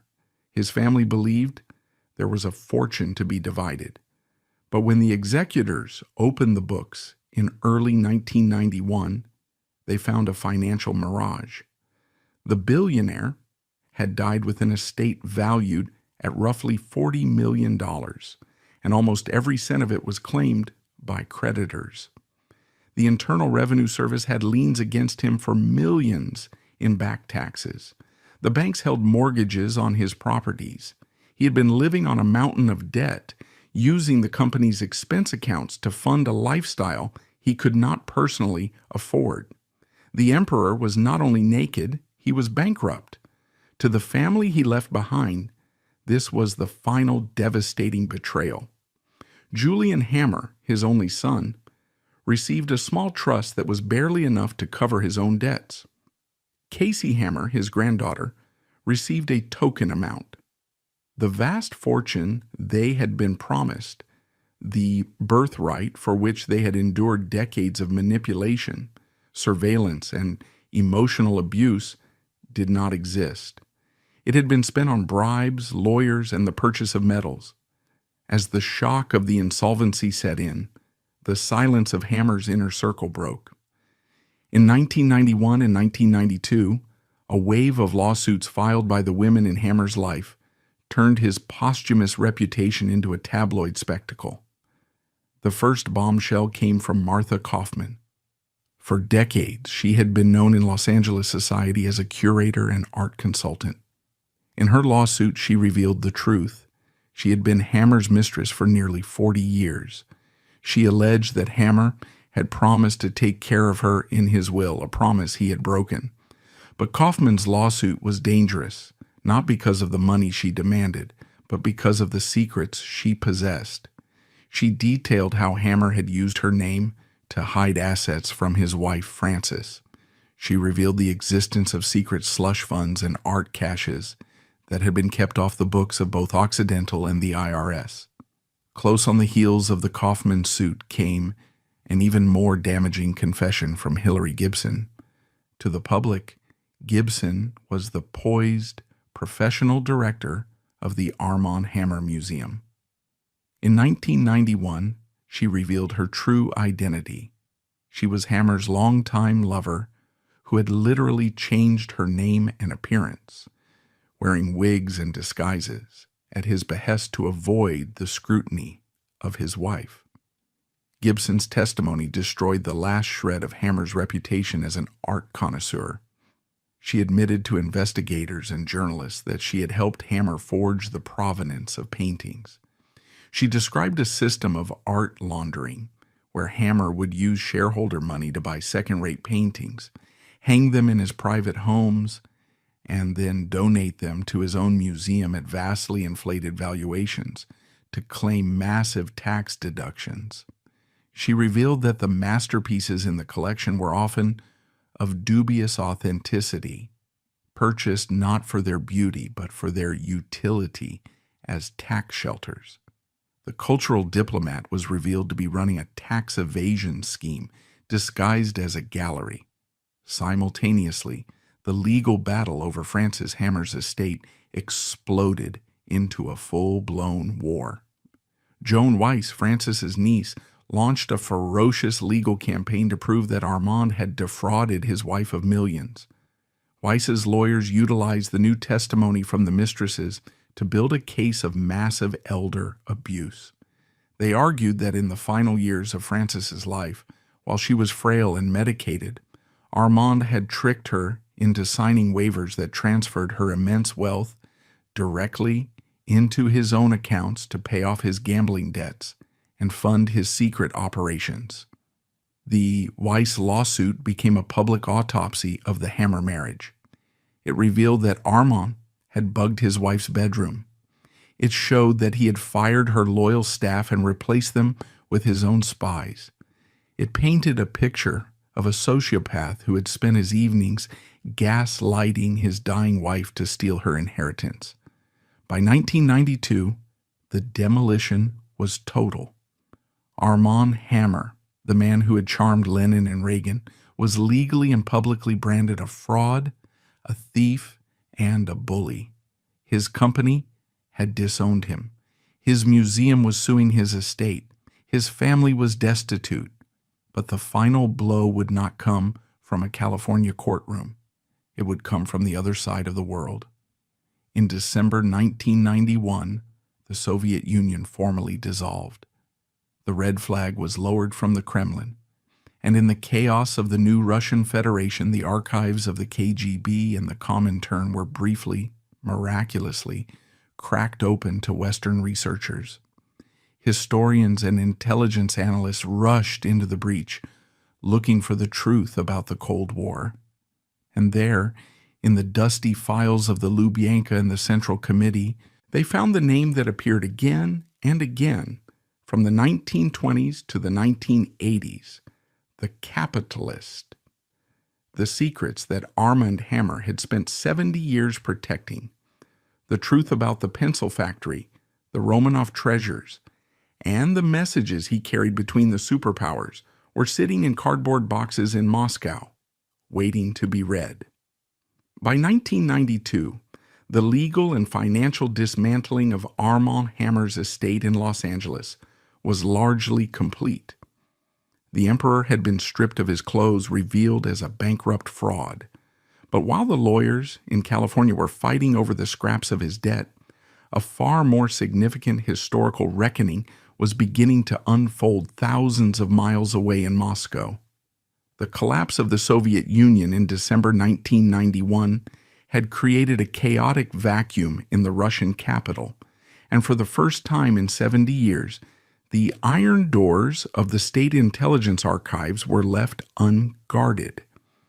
In 1992 and 1993, a new breed of investigator began to arrive in Moscow. These were not businessmen seeking oil deals. They were historians and journalists seeking the truth. Among them was Edward J. Epstein, the biographer who had been tracking Hammer's contradictions for years.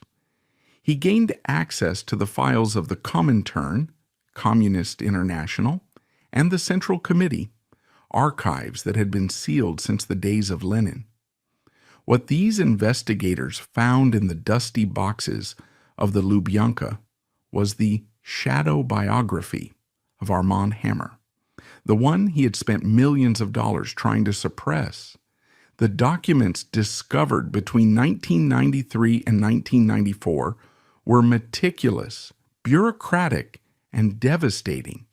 They did not describe a citizen diplomat or a peace broker. They described a logistical operative for the Soviet state. The files contained receipts and cables dating back to the 1920s that laid out the mechanics of Hammer's betrayal. They confirmed that his famous A. Hammer Pencil Company was not a profit-seeking enterprise for American shareholders. It was a money-laundering wash cycle. The archival evidence showed that the profits generated by the factory in Moscow were never intended to be repatriated to the United States as legitimate earnings. Instead, under direct orders from Soviet intelligence, the money was diverted into secret bank accounts in Berlin and London.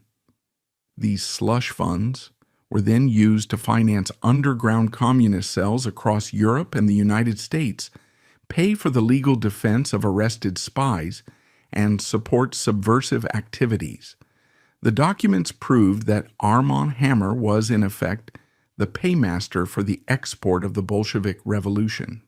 Even more chilling were the memos regarding his art dealings. The archives revealed that the sale of the Romanov treasures in American department stores in the 1930s was a state-sanctioned fencing operation. Hammer was not saving art. He was liquefying the stolen heritage of the Russian people to provide hard currency for Stalin's industrialization and his secret police, the NKVD. The savior of art was exposed as a partner in cultural genocide. While history was judging the father in Moscow, the son was facing his own final tragic unraveling in Los Angeles. Julian Hammer spent the years 1993 and 1994 in a state of bewildered poverty and paranoia. The revelation that his father's estate was insolvent had destroyed his last hope of financial independence. He was living in a modest rental, struggling with severe health issues and the psychological scars of a lifetime of abuse. He was the sole living repository of the family's secrets, but he was crumbling under the weight of them. Desperate for money, Julian attempted a final gamble. He possessed his own chaotic archive, boxes of personal papers, cassette tapes, and photographs he had salvaged from his father's house before Ray Irani changed the locks. He tried to monetize these secrets. He met with writers and television producers, hinting that he knew where the missing Romanov Easter eggs were hidden, or the codes to the secret bank accounts in the Cayman Islands that the IRS had never found. But Julian was a broken man. His stories were erratic, fueled by addiction and a deep, terrifying paranoia inherited from his father. He told friends that he believed his father had bugged his house, that he was still being watched by security. The tragedy was that, given Armand's history of surveillance, this paranoia was entirely rational. But Julian lacked the credibility or the focus to land a book deal. He was dismissed as the unstable son of a famous man, a footnote in a story that was rapidly being rewritten by the historians in Russia. As 1995 approached, the two tracks of the Hammer legacy, the geopolitical fraud and the familial tragedy, were converging. The secret dossier in Moscow was fully translated, ready to be published. And in Washington, D.C., the U.S. government was preparing to declassify a World War II-era intelligence program that would provide the final irrefutable proof of Armand Hammer's treachery. The endgame was in sight. The year 1996 arrived as the final curtain call for the Hammer mythology. For 5 years following Armand's death, the dismantling of his reputation had been a slow, piecemeal process driven by lawsuits and rumors. But in 1996, two simultaneous events, one literary, one governmental, combined to deliver the death blow to his legacy, transforming him from a controversial tycoon into a confirmed traitor in the eyes of history. In October 1996, the biographer Edward J. Epstein published his magnum opus, Dossier, The Secret History of Armand Hammer. The book was not a standard biography. It was an indictment. Utilizing the newly accessible Comintern files he had unearthed in Moscow, Epstein laid out a timeline of betrayal that stretched back to 1921. The book provided the first comprehensive public accounting of how Hammer had laundered Soviet money through his pencil factories and art galleries. It detailed the specific mechanisms of the fraud, matching dates of Hammer's travel with the dates of cash transfers to Soviet spy rings. The publication of Dossier was a cultural event. It stripped away the last vestiges of the philanthropist persona. The reviews were devastating. The man who had spent millions trying to win the Nobel Peace Prize was now being described on the front pages of American newspapers as a master of deceit and a Lenin's man in Washington. The book forced institutions that still bore his name to reckon with the reality that their patron was likely a foreign agent. But the book was just the prelude. The confirmation came from the United States government. In late 1996, the National Security Agency, NSA, and the CIA completed the public declassification of the Venona project. This was a top-secret counterintelligence program that had intercepted and decrypted Soviet diplomatic cables during the 1940s. For 50 years, these intercepts had been America's most closely guarded secret. When the files were released, intelligence analysts immediately zeroed in on a specific Soviet agent operating in the United States during the Roosevelt era. The agent was referred to in the cables only by the codename the Capitalist. The Venona intercepts detailed how the Capitalist had met with Soviet handlers in New York, how he had facilitated the transfer of funds to pay for the legal defense of arrested spies, and how he had used his business cover to move sensitive information. The biographical details in the cables matched Armand Hammer's life with fingerprint precision. The dates of his travel, his business dealings with the distilling industry, his contacts in the Roosevelt White House, it was all there. The declassified files proved that J. Edgar Hoover's obsessive surveillance of Hammer in the 1940s and 50s had not been a witch hunt. It had been a competent counterintelligence operation that was stymied only by Hammer's immense political protection. The Bolshevik connection was no longer a theory. It was a documented historical fact, verified by the intelligence agencies of both superpowers. While the world was absorbing the truth about the father, the son reached the end of his own tragic road. Julian Hammer had spent the last months of his life in a state of accelerating decline. The stress of the estate battles, the poverty, and the resurfacing of the family's dark past had broken him. He had become a recluse in his rented home, surrounded by the debris of a life lived in the shadow of a narcissist. In May 1996, Julian Hammer died alone in Los Angeles at the age of 67. His death was a grim mirror image of his father's. Armand had died in a mansion, surrounded by doctors and flatterers, with the world's press waiting outside. Julian died in obscurity, his passing noted only by a few brief obituaries that identified him simply as the son of Armand Hammer. There were no state funerals, no eulogies from presidents. He was buried quietly. With him, died the direct memory of the Brown House in Moscow, the first-hand accounts of the dinners with Lenin, and the terrifying reality of growing up as a prop in his father's theater. Julian's death left his daughter, Casey Hammer, as the sole survivor of the immediate dynasty. She was left to navigate the wreckage. She had inherited no fortune, only a name that was now synonymous with fraud and treason. The birthright she had been promised, the safety, the status, the legacy, had been stolen twice, first by her grandfather's greed, and then by history's revelation of his crimes. As 1996 came to a close, the demolition of the Hammer Empire was absolute. The money was gone, siphoned off into the pockets of lawyers, or lost in bad debts. The company, Occidental Petroleum, had ruthlessly purged the founder from its corporate history. The museum was struggling for an identity. The family was dead or destitute. The emperor had built a monument of sand, and the tide of truth, rising from the archives of Moscow and Washington, had finally washed it all away. The story of Armand Hammer's life had ended, but the trauma he inflicted, the Hammer curse, remained, a radioactive inheritance that would fester in the silence until a new generation found the courage to speak. Is the Hammer curse real?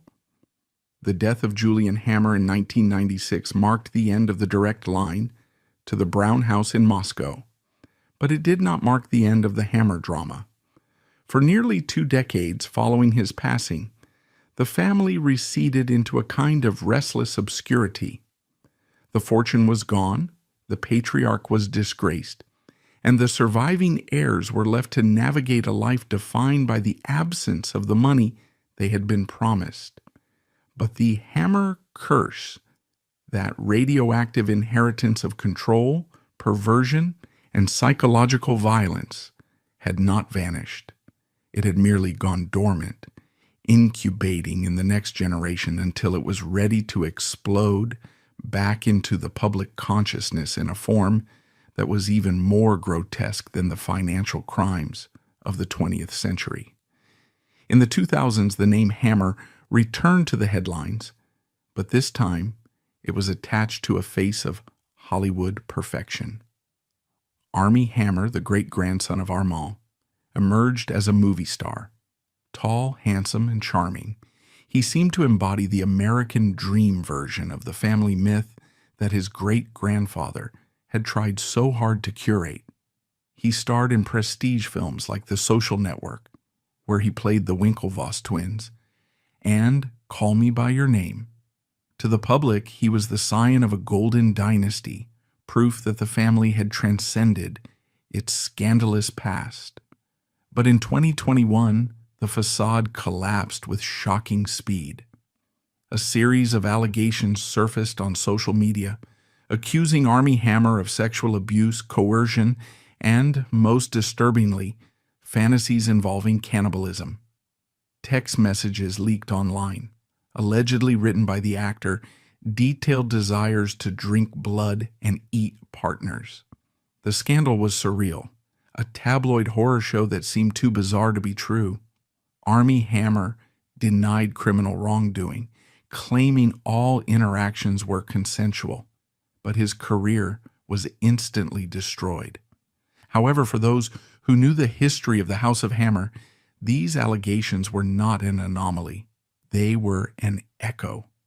Casey Hammer, Armand's granddaughter and Armie's aunt, stepped forward to provide the context that the tabloids were missing.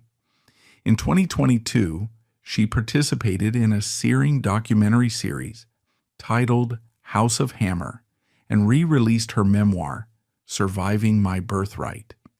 Casey's testimony was a forensic dismantling of the family's internal culture.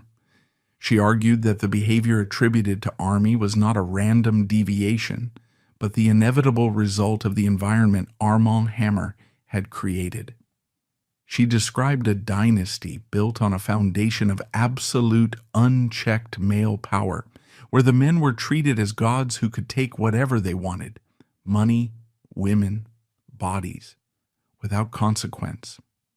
She detailed the playbook of control that Armand had perfected and passed down to his son Julian and his grandson Michael, Army's father. It was a playbook of surveillance where family members bugged each other's homes. It was a playbook of financial coercion where love was given and withdrawn based on obedience. And it was a playbook of sexual depravity where the women in the family were treated as props or obstacles. Casey revealed that her father, Julian, had sexually abused her as a child, a crime that was covered up to protect the family name. She described growing up in a gilded cage, terrified of the grandfather, who was receiving medals from presidents while orchestrating the psychological torture of his own kin. The 2021 scandal was, in Casey's analysis, the Hammer curse manifesting in the internet age. Armie Hammer was the product of 3 generations of men who had been taught that the rules of society did not apply to them. Armand had believed he was above the law because of his money. His descendants believed they were above morality because of their name. The fall of Armie Hammer was the final, cultural implosion of the dynasty. The name that Armand had wanted to be synonymous with peace was now, thanks to the internet, synonymous with cannibalism. While the family was disintegrating on Instagram and streaming services, the corporate empire Armand built was undergoing its own quiet, ruthless evolution. Occidental Petroleum spent the decades following Hammer's death engaging in a systematic program of de-Stalinization. Under the leadership of Ray Irani and his successors, the company worked tirelessly to erase the memory of its founder. The Armand Hammer boardroom was renamed. The portraits were taken down. The eccentric subsidiaries, the film studios, the horse farms, the cattle ranches, were sold off. Occidental refocused on the boring, profitable business of drilling for oil. It became a disciplined, modern energy giant, eventually acquiring Anadarko Petroleum in 2019 in a massive $38 billion deal that made it one of the dominant players in the Permian Basin. Today, Occidental is a pillar of the U.S. energy sector, a favorite investment of Warren Buffett.